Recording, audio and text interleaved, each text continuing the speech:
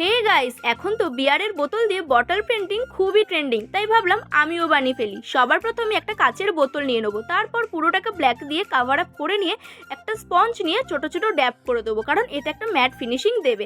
তো এরপর আমি একটু ময়দা নিয়ে নিয়েছি, তোমরা চাইলে ক্লেও ইউজ করতে পারো।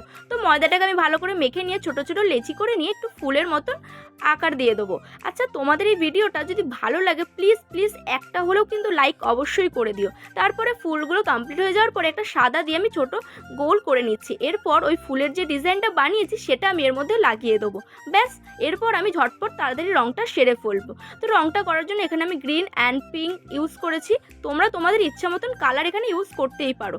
তারপরে আমার কালার কমপ্লিট হয়ে যাওয়ার পর আমি একটু মতি নিয়ে নিয়েছি, মতিগুলো আমি চটপট আটা দিয়ে লাগিয়ে ফেলবো। দেখো, এখনই কিন্তু দেখতে কি সুন্দর লাগছে। আচ্ছা, তোমাদের কেমন লাগছে জানাতে ভুলো না কিন্তু। কথা বলতে বলতে তৈরি আমার কাচের বোতলে বটল আর্ট। বাই।